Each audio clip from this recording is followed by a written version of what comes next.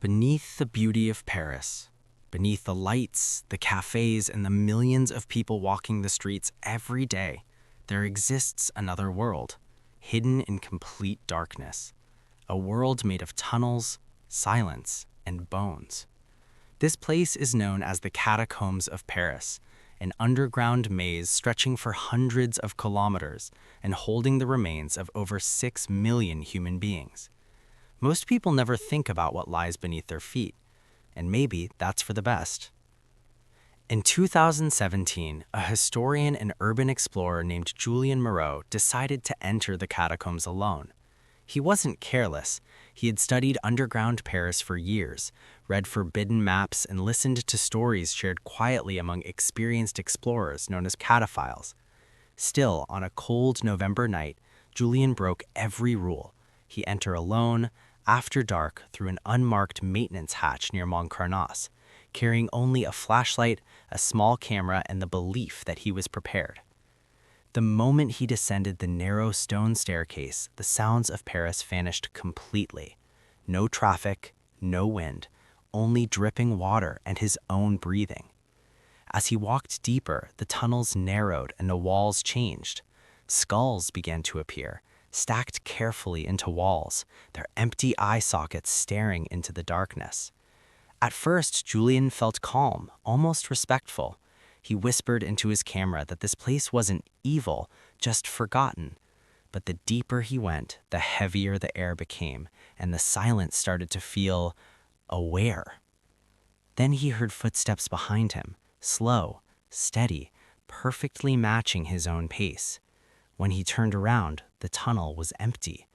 He tried to ignore it and continued forward, marking his path with chalk.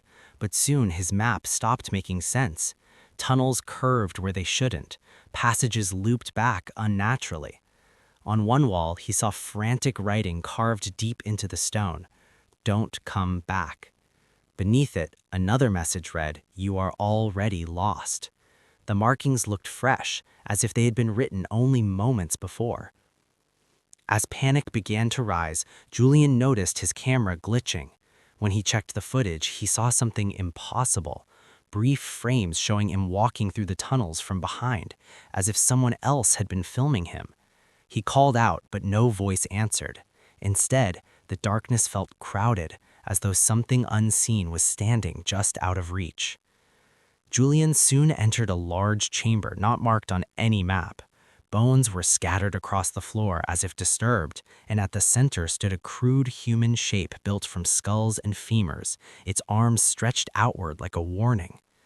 Then the whispering began, not foreign voices, but his own, repeating memories from his past that no stranger could know. In that moment, Julien realized something terrifying. The catacombs didn't just store bones, they stored echoes. Desperate to escape, Julien turned back only to see a man standing at the end of the corridor. The figure wore the same clothes, carried the same backpack, and held the same light. When their lights met, Julien stared into his own face, pale, hollow-eyed, smiling slightly too wide. The figure spoke calmly and said, "You took the wrong path." Julien ran. He sprinted through tightening tunnels, slipping on wet stone as bones cracked beneath his feet. Behind him, footsteps followed, never rushing, never falling behind. Whispering voices filled the darkness, telling him he belonged there, telling him everyone does. Then his flashlight died, plunging him into complete blackness. In the dark, something cold brushed against him, dry, skeletal fingers, and the whispers grew gentle, almost comforting. Months later, illegal explorers discovered Julien's camera lying alone deep in the catacombs. The file recording showed him sitting peacefully against a wall of skulls, speaking softly into the lens. He said he finally understood that the catacombs don't trap people, they replace them. As he spoke, another version of Julien stood motionless behind him, smiling. Julien Moreau was never found. Even today, experienced explorers claim that deep within the forbidden tunnels beneath Paris, you can sometimes hear a man humming softly in French. And if you follow that sound, you may see someone who looks exactly like you, walking confidently through the darkness, as if he already knows the way. Because the catacombs of Paris do not kill, they keep.